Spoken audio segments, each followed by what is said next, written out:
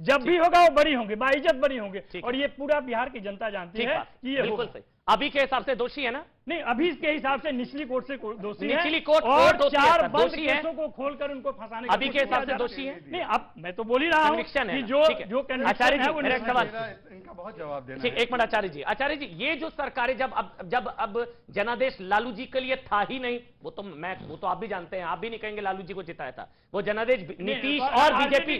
Sir अब आप कर लीजिए एंकरिंग में, चला जाता हूं, सवाल लेने दीजिए ना, आपको क्या प्रॉब्लम है? मुझे नहीं समझ में आता। महाराष्ट्र में जो क्या चीज, बिना सीबीआई ईडी के ही आप डर जाते हैं। अच्छा, मेरे घर भेजे ना सर, स्वागत है, आपकी तरह नहीं डर रहा हूं। हो सकता है मेरे घर भेजे ना सर, स्वागत है, आप भेजे ना सर, आप ये बात भेजे ना सर, स्वागत है। ये बात नहीं कहते कि 3000 सर, जिसके पास छुपाने के लिए कुछ होता है ना, उसी को डर लगता है। बताइए आचार्य जी, इसलिए पर्सनल नहीं होते, आप ईमानदार आदमी हैं, आपको डर नहीं लग रहा, आपको नहीं मालूम है? नहीं, मुझे कोई डर नहीं है सर, भेजिए मेरे घर। बिल्कुल आपको। आचार्य जी, मेरा सवाल ये भी तो चोर दरवाजे से घुसना हुआ। क्या महाराष्ट्र में जनादेश जब मिला बीजेपी शिवसेना को, बाद में बीजेपी को हार करके, क्या वो चोर दरवाजा नहीं था? क्या बिहार में लालू जी की एंट्री और तेजस्वी उप मुख्यमंत्री बीजेपी, क्या वो चोर दरवाजा नहीं था? बेबाकी से बोलते ना तो जवाब दीजिए, क्या वो चोर दरवाजा नहीं था? क्या आचार्य प्रमोद कृष्णम, बिहार और महाराष्ट्र, क्या वो चोर दरवाजा नहीं था? देखिए, मैं किसी के बीच में नहीं बोला। 2 बातें। पहली बात, शहजाद पूनावाला जी का उस सवाल का जवाब पहले मेरे सवाल का दे दीजिए ना। आपका भी दूंगा। क्या महाराष्ट्र और बिहार चोर दरवाजे से नहीं था? आप तो चाहते हो हमारा इनका झगड़ा हो जाए। नहीं अरे अच्छा, वैसे झगड़ा, आप करप्शन, लालू जी को आप मानते हैं ना घोटा, मतलब वो तो दोषी है ना कोर्ट से? मेरा कोई कमेंट ही तो नहीं। लालू जी ईमानदार? अरे भाई, आप उनको ईमानदार भी नहीं कह सकते? नहीं, क्यों नहीं कह सकते? कह दीजिए लालू जी ईमानदार है। आई चैलेंज, आज कह दीजिए लालू जी ईमानदार है। नहीं, क्यों बेईमान कहां है? लालू जी ईमानदार है भी नहीं कहीं? अरे भाई, कह दीजिए आप। नहीं, देखिए, नहीं, क्या नहीं, आचार्य जी ईमानदार है, नवल जी ईमानदार है, शहजाद भाई ईमानदार, भाटी जी ईमानदार। अच्छा, आप बोल दीजिए लालू जी ईमानदार। लालू जी के सर, मेरा एजेंडा कोर्ट का एजेंडा है। कोर्ट सर, अगर कोर्ट का एजेंडा प्रोपेगेंडा है ना, तो आपको मुबारक हो। पत्रकारिता का चरित्र सर, पूरा देश जानता है। सर, आज कोर्ट का चरित्र खराब हो गया, आज पत्रकारों का चरित्र खराब हो गया। मैं कह रहा हूं ना सर, आज कोर्ट का चरित्र भी खराब हो गया। निचली अदालत ये नहीं बता रहे ना कोर्ट का चरित्र क्या है, आचार्य क्या है? आचार्य जी, देखिए, सवाल इस बात का है कि अगर देश में एक ही समय में लोकसभा के, विधानसभा के सारे चुनाव होंगे तो इसके 2 पहलू हैं, बड़ी गंभीरता से 2 पहलू। एक पहलू है लीगल, कॉन्स्टिट्यूशन, दूसरा पहलू है पॉलिटिकल, राजनीतिक। तो अगर ये फैसला आता है तो ये देश के हित में होगा। मैं बिल्कुल इसका स्वागत करूंगा कि एक बार में एक चुनाव होना चाहिए। ये रोज तीसरे दिन का जो चुनाव की डुगडुगी है, ये बजती हुई अच्छी नहीं लगती है कि यहां से वहां भाग रहे हैं, देश का नुकसान हो रहा, पैसे का भी नुकसान हो रहा। मगर इसका जो नुकसान पॉलिटिकली जो पहलू है, पॉलिटिकली पहलू ये है कि देश के अंदर बीजेपी ऐसा मानती है कि जो रीजनल पार्टीज हैं और वो ताकतवर हो गई हैं, तो वो पार्टी, और नेशनल लेवल पे जो विरोधी पार्टी है वो कांग्रेस पार्टी है। तो कांग्रेस पार्टी आम आदमी पार्टी से लड़ रही है पंजाब में, दिल्ली में लड़ रही है, अखिलेश यादव जी से यूपी में लड़ रही है, और कई ममता बनर्जी से वेस्ट बंगाल में लड़ रही है। तो हम जो आपस में लड़ रहे हैं, तो इन्होंने एक ऐसा दाव चला है कि हम जो हैं उस दाव में फंस जाएं। कभी कहना क्या चाह रहे हैं? हम मैं ये कहना चाह रहा हूं, राजनीतिक दृष्टिकोण से फायदा देखते हुए मोदी जी का ये फैसला लगता है। और अगर इनकी नीयत में खोट नहीं है तो फिर ये एक अमेंडमेंट के साथ उस फैसले को लागू करें कि जिसकी सरकार बन जाएगी, समझ गया, वो जो पार्टी डिफेक्शन बिल है वो लागू नहीं होगा। मेरा वाला सवाल फिर आप भूल कर गए। कौन सा? वो कौन सा? वो भूल जाते हैं ना, वही अभी रिपीट कर देता हूं। महाराष्ट्र और बिहार में क्या जनादेश का गला घोटना नहीं था? क्या वो चोर दरवाजे से एंट्री नहीं थी? नवल जी, आपका नाम आचार्य जी नहीं है ना? आचार्य जी, जो घट चुका है वो इतिहास के पन्नों में दर्ज है। गजब है, गजब है, गजब है। ये ईमानदारी के लिए ही तो मैं इनका कायल हूं। एक सवाल, इसका जवाब। दूसरा, लालू जी ईमानदार है, बस बोल दीजिए डिबेट में। वो भी इतिहास में दर्ज है। क्या चीज? वो आपको भी पता है, मुझको पता है, तो पता उससे क्या मतलब? अच्छा, देखिए, आप मेरे पे गुस्सा हो रहे थे, आपके साथ इंडिया में शामिल आचार्य जी, आचार्य अच्छा, 70,000 करोड़ का जिस पर आरोप है उसको चीफ मिनिस्टर बनाते हैं और उसको वित्त मंत्री देते हैं। यही उनके चोर और ईमानदार का परिभाषा है। उसके बाद आप भाटी जी, उसके बाद मुझे 2-3 बात। आचार्य जी का आखिरी कमेंट लीजिए, ये गठबंधन वाला नहीं और ईमानदारी पर नहीं, उससे पहले वाला जो कमेंट लेंगे तो क्या कह रहे हैं? लीगल रूप का पहलू है, एक कॉन्स्टिट्यूशनल पहलू है, उस पर तो ये स्वीकारते कि ये सही है। पॉलिटिकल पहलू में हमें नुकसान हो जाएगा, इसलिए कदम मत उठाओ। मोटा मोटा उनका कहने का तात्पर्य यही है। एक सेकंड सुन लीजिए आचार्य जी, मैंने आपके आपके बीच बीच में नहीं में बोला। एक भी शब्द नहीं बोला। मैंने इसका मतलब एक सेकंड मैंने आपके बीच में एक भी शब्द आचार्य जी, नहीं। please, मैंने आचार्य, आचार्य धैर्य और सहनशीलता ये आचार्य की खूबी होती है, ये उनकी क्वालिटी होती बीच में नहीं, भाटी जी आ रहा हूं। है। और मैं तो आपका भक्त हूं, जी जी, एक एक करके, हाँ प्लीज। क्योंकि 1 वर्सेस 3 भी है, मैंने तीनों की बातें सुनी है। तो आचार्य जी ने साफ कर दिया कि कांग्रेस को राष्ट्र हित में नहीं, अपने राजनीतिक हित को तोलते हुए फैसला लेना है, इसीलिए 370 के हटने का भी विरोध इन्होंने किया और अभी इसका भी विरोध कर रहे हैं। दूसरी बात, अब जो भाटी जी ने कहा कि आप डर के सारे फैसले ले रहे हो। भाटी जी मुझे एक बात बताइए कि हम डरे हुए हैं, ममता दीदी और नीतीश जी कह रहे हैं कि चुनाव एडवांस होंगे, मतलब कोई डरा हुआ होता है तो एग्जाम एडवांस कर लेता है, ये उन्हीं के लोग तर्क दे रहे हैं। और डर कर कौन आया है बताइए मुझे एक बात, बीच में मत बोलिए एक सेकेंड। जेडीयू निकली आरजेडी के अलग हुई उससे करप्शन के इश्यू पर। आम आदमी पार्टी का जन्म कांग्रेस के करप्शन के खिलाफ हुआ। जो टीएमसी का जन्म हुआ वो लेफ्ट के 34 साल के अनडेमोक्रेटिक रूल के तहत हुआ। कांग्रेस और लेफ्ट केरल में लड़ते रहे सालों साल। आज वो सारे लोग जो कोसते थे, आजीवन दुश्मन थे, वो एक हुए हैं, वो डर के वजह से ही हुए, मोदी जी के डर से। और आखिरी बात, अरे सर मेरी बात तो पूरी ध्यान दीजिए, एक टेक्निकल बात, एक इन्होंने टेक्निकल बात उठाई जिसका एक जवाब आना चाहिए। उन्होंने कहा कि मान लीजिए सरकार की अवधि 5 साल की है, बीच में वो सरकार गिर जाती है, उसके खिलाफ नो कॉन्फिडेंस। ये एक बहुत विषय इंपॉर्टेंट है। आप ही के नेता अखिलेश यादव जी और रामगोपाल यादव जी ने यह सुझाव दिया है, जिसको आगे कमेटी उसको देखेगी शायद। उन्होंने कहा है कि यदि कोई सरकार के खिलाफ, मान लो सरकार 2022 में आई, उसका 27 तक कार्यकाल है, उसके खिलाफ 2024 में एनसीएम मतलब नो कॉन्फिडेंस मोशन आता है, तो उन्होंने सुझाव दिया है, समाजवादी पार्टी का सुझाव है कि जो लाएगा इस पिटीशन में यह भी होगा कि ऑल्टरनेटिव गवर्नमेंट भी बनेगी ताकि वो सरकार फिर 3 साल तक चलेगी। तो फिर बीच में चुनाव होंगे? नहीं, बीच में चुनाव आप समझ नहीं रहे। मान लो कि इन्होंने सरकार गिराई तो इनके पास नंबर होंगे, तो वो सरकार बनेगी और वो सरकार फिर 3 साल काम बाकी के, तो ये उन्होंने सुझाव दिया। मैं ये फाइनल एक सुन लीजिए बीच में नवल जी टेक्निकली यार भाई सुन लीजिए। समाजवादी पार्टी का सुझाव आपको थोड़ी ना, आपका थोड़ी ना सुझाव है नवल जी, आप बीच में मत बोलते ना। क्या तरीका है? बहुत अच्छी भाटी जी बोलेंगे।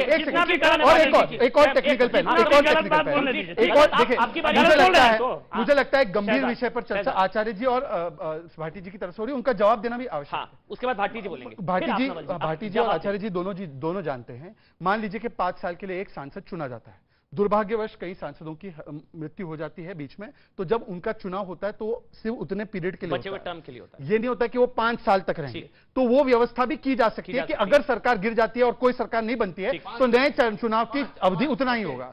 ये मैं कह रहा हूं कि ये ऐसे हो सकता है, ये रामनाथ कोविंद जी की कमेटी तय। ठीक है, चलिए बोलिए आचार्य। 5 सेकंड मांग रहे हैं, 5 सेकंड मांग रहे हैं। हाँ बोलिए। पहली बात, चलिए रिट्रैक्ट, एक नेशन एक इलेक्शन का शहजाद ने कहा हम विरोध कर रहे हैं, नो हम वेलकम कर रहे हैं। हमने अपने कुछ संशोधन, कुछ सुझाव मैंने इस बहस में दिए।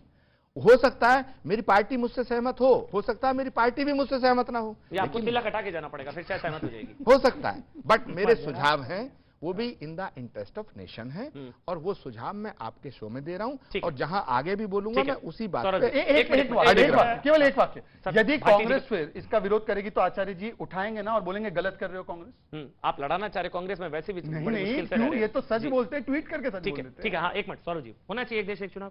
बिल्कुल होना चाहिए। देखिए क्या है, पहले जब नीति बनती है तब नियत बात समझ में आती है। आप नीति तो बनने दीजिए, नीति के पहले ही आप इतना आपको घबराहट महसूस हो रही है कि अरे बाप रे ऐसा हो, सारे स्वागत कर रहे हैं, सारे स्वागत नहीं स्वागत कर रहे हैं, अच्छी बात है, स्वागत करना चाहिए ना, क्योंकि जनता से जुड़ा हुआ मामला है भाई, जनता की गाड़ी कमाई का पैसा लगता है उसके अंदर, ये देश की समस्या का मामला है, ये कोई राजनीतिक मामला थोड़ी ना। राजनीतिक पार्टियों को निश्चित रूप से अलग अलग फायदे होंगे इसमें, लेकिन देश की जनता के लिए देखिए प्रधानमंत्री जी जो भी कार्य करते हैं, अगर ये चुनावी जो मकर जाल है, ये एक तरीके से जो पूरा चक्र भी हुआ है, हर दूसरे महीने चुनाव, हर तीसरे महीने चुनाव, आप ये देखिए जो बहुत सारे पुराने कानून थे पहले, उसको भी तो मोदी जी ने खत्म किया, इतने लंबे होकर के गुजरना पड़ता था। डीबीटी की समस्या थी, जो किसी के माध्यम से अकाउंट में पैसे जाते थे, आज डायरेक्ट पैसे जा रहे हैं, तो उसके लिए क्या वो किसी से पूछ के करेंगे? होना चाहिए एक देश एक चुनाव। देखिए जनता का अनुभव ये हुआ है कि होना चाहिए एक देश एक चुनाव। सरकार कानून बनाती है, लेकिन सरकार ने जो कानून बनाए, कृषि कानून हो, 370 हो या नोटबंदी हो, उसमें जो जनता को परेशानी हुई है कि पूरी तैयारी के साथ कानून नहीं बनाया। अब ये भी कानून अगर बनाई जाए तो पूरी तैयारी के साथ बनना चाहिए,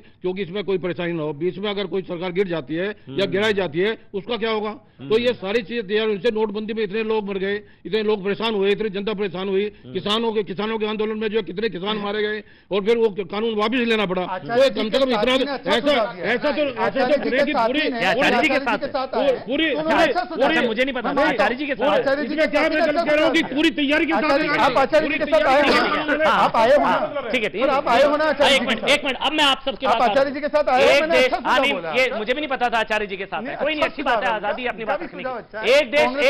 एक देश एक चुनाव होना चाहिए आप सबके हिसाब से, कोई क्यों होना चाहिए, क्यों होना चाहिए एक देश एक चुनाव? सर वो इसलिए होना चाहिए कि अगर जब साथ में एक बार में चुनाव हो जाएगा तो जनता की जो प्रॉब्लम्स होगी वो सारी मिलकर एक बार में क्लियर हो जाएगा। कम से कम इलेक्शन में बिजी नहीं रहेंगे, जो साल में जो 2-3 बार महीने में जो होते रहता है वो एक बार होके क्लियर हो जाएगा और इससे जनता की प्रॉब्लम जल्दी होना चाहिए एक देश एक चुनाव। इससे जनता के बीच में जो कॉस्ट है वो बचेगा, जो पैसा है वो बचेगा और सबका भला होगा।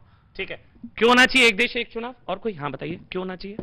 पार्टीज का फोकस होता है वो चुनाव पे ही पूरे साल रहता है, तो बाकी मुद्दों पे उनका फोकस कैसे जाएगा? ये भी नहीं आचार्य जी, ये भी होता है जैसे आप लोग हमेशा बीजेपी आरोप लगाते हैं कि बीजेपी चुनावी मशीन बन गया, हमेशा इलेक्शन मोड ऑन रहता है इनका, तो ये फ्रीबीज, तुष्टीकरण, और सबसे बड़ा मुद्दा मेरी नजर में अगर एक बार 5 साल में एक बार चुनाव होगा ना, तो ये रेवड़ी पॉलिटिक्स होती है, ये जो फ्रीबीज होती है उस पर भी पूर्ण विराम लगेगा। सिलेंडर में 200 कम करना है, अच्छा वो रेवड़ी है? नहीं है, 200 रुपए कम करना, 200 रुपए कम करना रेवड़ी है?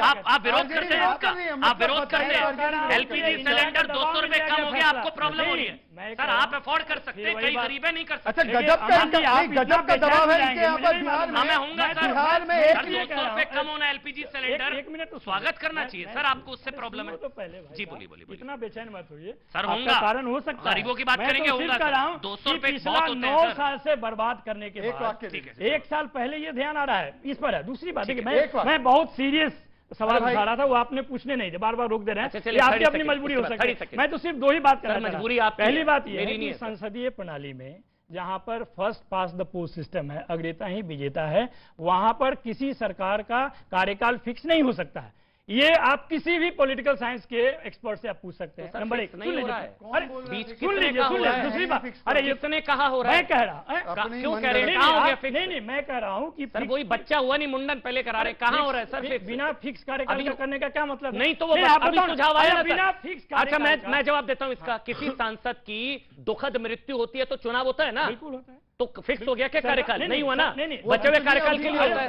2 साल 1 साल बचा उतना भाई देखिए पहले आप या तो सर आप पहले तैयारी, आप बोलना क्या चाह रहे थे? पहले ही हुआ ही नहीं अभी, आप समझना नहीं चाहते तो मैं कैसे बोल सकता हूँ? सर जब आप खुद ही बोल रहे हैं, इन्होंने बोला कि एक सरकार जो अविश्वास प्रस्ताव लाएगी कोई भी पार्टी, तो उसको सरकार देना पड़ेगा, इसको कहते हैं कंस्ट्रक्टिव वोट ऑफ कॉन्फिडेंस। ये भारत में हो ही नहीं सकता, संसदीय प्रणाली नहीं हो सकता, नहीं हो सकता, सुनता है पूरे बोलते नहीं है। फिर वही बात बता रहे, मैंने सुझाव इनका नहीं है, देखिए नहीं इनका नहीं है, मैंने समाजवादी पार्टी ने सुझाव दिया था। यादव जी समाजवादी शहजाद मुझे पूरी बात एक ही वाक्य नहीं हो गया भाई आपका। फिर बाकी इन्होंने कौन होते हैं कहने वाले?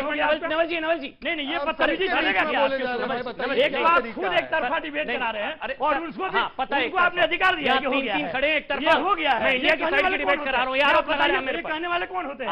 आप मेरे पर आरोप लगा रहे हैं, इंडिया गठबंधन की साइड की डिबेट करा रहा हूँ, ये आरोप लगा रहा है। चलिए बस हो गया, बोलिए। ये हर चीज हम दबाव में है इसलिए कर लेते हैं, तो इनके ऊपर कौन सा दबाव है? यहाँ उत्तर प्रदेश में 98 रुपीज का लीटर पेट्रोल मिलता है, 109 रुपए का है बिहार में, 108 रुपए का राजस्थान में, तेलंगाना में 111 रुपए। बताइए क्या दबाव है इन पे? या वहां पे महंगाई प्रूफ है सब लोग? ठीक, मतलब अपने बारे में कभी कुछ नहीं बताना है, दूसरों की टीका। और इसीलिए मैं कह रहा हूं ना, मोदी जी मिशन और विजन के साथ चलते हैं, ये केवल इनको पसंद है कमीशन, केवल कमीशन के साथ। मैं बहुत संक्षेप में 3 टिप्पणी करना चाहता हूँ, छोटी। एक तो सौरभ जी ने उल्टी बात कह दी जल्दबाजी में, इन्होंने कहा पहले नीति तय होती है तब नियत बनती है, बिल्कुल इसके उलट है, और उलट ही होना चाहिए। पहले नियत साफ होनी चाहिए, फिर नियत के अनुरूप नीतियां बननी चाहिए, पहली बात। दूसरी बात, शहजाद भाई ने एक बहुत उपयोगी बात कही जो शोर में दब गई, मैं उसका समर्थन करना चाहता हूं कि ये अगर 1 नेशन 1 इलेक्शन, खड़ा भी इधर ही करें। हाँ, इन्होंने मुझे ये भी तो दिया है। 1 नेशन 1 इलेक्शन अगर चाहते हैं तो उसमें सबसे उपयोगी बात यह हो सकती है कि अगर कोई सरकार बीच में गिरे तो बाकी बचे कार्यकाल के लिए चुनाव हो, इस बात पर मैं सहमत हूं, ये उपयोगी सुझाव है। तीसरी बात, मोदी जी कई बार सिगुफे इसलिए भी छोड़ते हैं। देखिए आज बंबई में एक बहुत महत्वपूर्ण मीटिंग हो रही है जो इस देश का भविष्य बदलने वाली मीटिंग है, आज सारी चर्चा उस पर होनी चाहिए थी, लेकिन मोदी जी ने सगुफा छोड़ दिया। पहली वाली आज इंडिया की मीटिंग पर चर्चा नहीं है, आज इस पर चर्चा भाटी होगी। जी पहली वाली तो महत्वपूर्ण इसकी नहीं थी। वजह ये भी हो सकती है। भाटी जी पहली वाली महत्वपूर्ण पहली नहीं वाली पर चर्चा हुई थी, थी। पहली वाली लेकिन महत्वपूर्ण आज नहीं की थी। पर चर्चा इसलिए नहीं हो रही ठीक है। कि मोदी जी ने छोड़ दिया। मैं तो कह रहा हूं कि इतनी महत्वपूर्ण मीटिंग हो रही है तो वहां पर निर्णय ले लो कि हम स्वागत करते हैं। चलिए अब नवल जी, अब आप बोलिए आखिरी 30 सेकंड जल्दी से बोलिए अपना। नवल जी नहीं, मैं तो सिर्फ आप उस समय से एक ही बात हाँ, कर रहा हूं बोलिए, कि प्लीज जो बोलिए। एक नेशन, एक देश और एक चुनाव की बात है, हाँ। वो इसलिए संभव नहीं है कि इसका अनुभव पहले पिछले 20 साल में देखा गया है। एक चुनाव, एक देश, एक चुनाव ही था। जो संसदीय प्रणाली का अपना चरित्र है, अपना गुण है, अपना दोष है, उसके आधार पे बदले और ये आगे वाले दिन में भी निर्धारित नहीं कर सकते। नहीं, तो मैं आपको बताऊं, नहीं कर सकते। आप मेरे को आज बहुत बुरा लग रहा है, बहुत सीनियर है सर, आप बच्चों को पढ़ाते हैं, मुझे आपको पढ़ा